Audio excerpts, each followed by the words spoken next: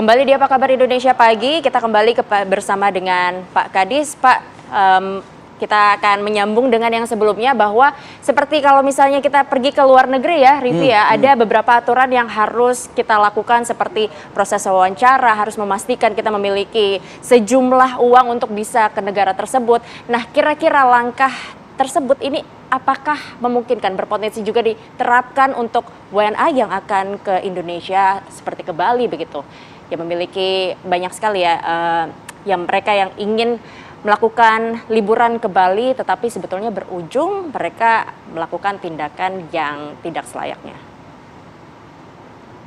Baik, terima kasih Mbak Mas, karena memang kami di Bali sudah menyusun, sudah tinggal nanti Bapak Gubernur menyampaikan, mengatakan untuk bagaimana tatanan baru bagi wisatawan mancanegara yang ke Bali. Apa yang harus dilakukan seorang wisatawan mancanegara yang diwajibkan dan apa yang dilarang. Salah satunya mungkin kewajibannya bagaimana menghormati adat budaya Bali dan memuliakan juga kesucian pura itu yang kami kira, karena memang Bali adalah yang dikembangkan oleh pariwisata budaya. Karena memang kebijakan pemerintah Provinsi Bali saat ini adalah bagaimana mewujudkan pariwisata Bali yang berbasis budaya, berkualitas dan bermartabat. Nah, sehingga do's and don't inilah kita sudah akan susun, Pak. Segera kita akan sampaikan ini sebagai guidance untuk wisatawan datang ke Bali yang akan kita sosialisasikan melalui KBRI, melalui maskapai penerbangan dan juga dengan partner-partner daripada komponen pariwisata yang ada di luar negeri, termasuk teman-teman komunitas di Bali, untuk menyampaikan bila berpergian di Bali ini loh yang diwajibkan, ini yang dilarang, itu.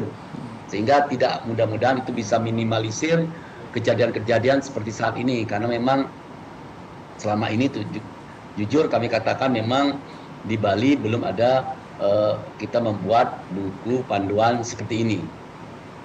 Demikian yang saya sampaikan. Ya Pak Kadis, benar juga nggak sih Pak faktanya di lapangan ada modus Pak? Modusnya itu adalah sengaja ternyata WNA ini melakukan hal-hal demikian mengganggunya. Ya karena mungkin faktor ekonomi juga Pak. Uang mereka sudah tiris bahkan habis. Jadi mereka ya berharap ya udahlah pulangin aja lah saya ke negara saya. Begitu Pak. Itu menjadi pencermatan kami, tetapi yang jelas apapun yang mereka lakukan yang datang ke Bali harus adalah sebagai wisatawan.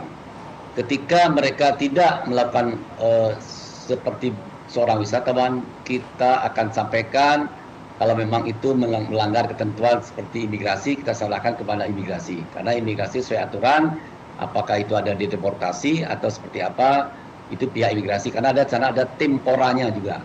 Kami juga ada untuk pengawasan pemantauan orang asingnya, ada juga di Kesbangpol bagaimana mengawasi orang-orang asing untuk selama berada di Bali.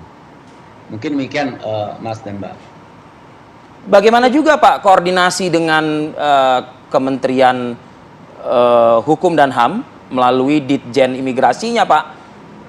Saya rasa Dinas Pariwisata mungkin juga perlu saling membackup juga Pak dalam hal ini, mungkin cross check, pengecekan, pengawasan juga begitu Pak?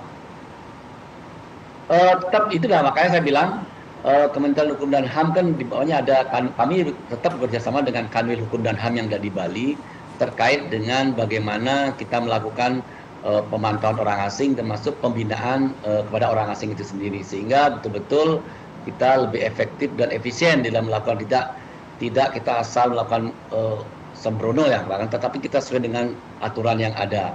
Kami selalu senantiasa dengan Pak Kanwil Hukum dan HAM melakukan percepatan penanganan daripada orang asing itu. Seperti contoh kemarin orang asing Jerman yang melakukan di Ubud, kita pantau, kita ambil, langsung bawa ke rumah sakit jiwa, dicek, ternyata yang bersangkutan memang memiliki psikosis akut gitu ya. Dari RSJ menyampaikan seperti itu, jadi kita menunggu. Sekarang kalau memang sudah ada tenang, kita serahkan lagi kepada Kanwil Hukum dan HAM melalui imigrasi seperti apa, apakah ini nanti dideportasi, beliau yang akan menentukan seperti itu.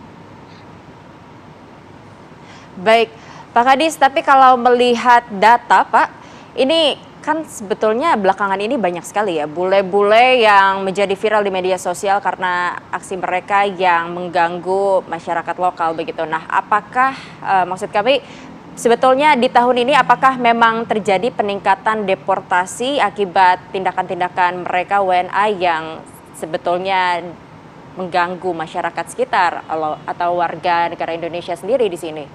Apakah memang ada peningkatan begitu mereka yang dideportasi atau seperti apa, Pak?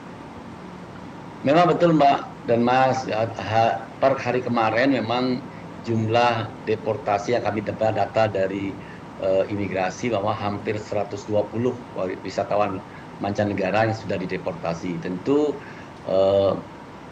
jumlah ini kalau dibandingkan dengan wisatawan yang baik juga lebih banyak juga yang baik juga yang datang ke Bali. Tetapi ini tetap menjadi atensi kami karena ini bisa mencoreng Bali sebagai wisata budaya yang berkualitas. Ini yang kita jaga betul. Sekecil apapun isu-isu negatif terhadap Bali sebagai destinasi pariwisata dunia, tentu akan kami kelola, kami manage dengan baik, dengan sesuai dengan aturan yang ada. Karena memang bagaimanapun juga Bali sebagai pariwisata budaya ini yang masih sangat diinginkan oleh wisatawan mancanegara untuk datang ke Bali. Pak Kadis, saya juga terpikir juga Pak, apakah mungkin sosialisasi atau kampanye pariwisata kita Pak yang mungkin masih ada kendala atau dirasakan belum optimal begitu, tapi mungkin bicaranya tidak di tanah air mungkin Pak. Ya mungkin ini kan Anda sebagai dinas terkait ya dalam hal ini koordinasi dengan kementeriannya misalnya dan lain sebagainya. Jadi mereka itu di negara-negara itu berpikir juga begitu Pak. Seharusnya ketika berwisata ke Indonesia jangan anggap remeh wisata di Indonesia, jangan anggap sepele destinasi kita Pak. Jadi mungkin ini yang perlu dioptimalkan atau semakin digenjot lagi kampanyenya Pak Kadis.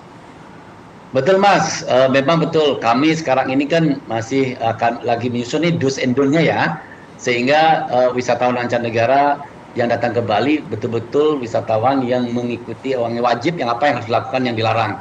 Selama ini memang kita belum menyusun seperti itu, sehingga kita sebutkan sekarang ini adalah tatanan baru untuk wisatawan mancanegara ke Bali itu yang kita inginkan adalah yang wajibnya seperti ini loh, yang itu tertera. Nanti mudah-mudahan segera bulan-bulan ini kita akan sampaikan dan kita akan transformasi ke berbagai bahasa dan dalam bentuk model pemasarannya seperti apa, promosinya, hal-hal itu yang tadi saya sebutkan itu akan kita sampaikan. Kita misalnya flyer menyebutkan kewajiban apa sih, tapi yang lebih mudah dipahami oleh wisatawan karena bagaimana kalau berupa lembaran panjang itu kan kadang-kadang membosankan juga. Nah, kita coba sekarang menggunakan dengan flyer yang lebih singkat tetapi bisa dipahami oleh wisatawan untuk melakukan bepergian ke Bali.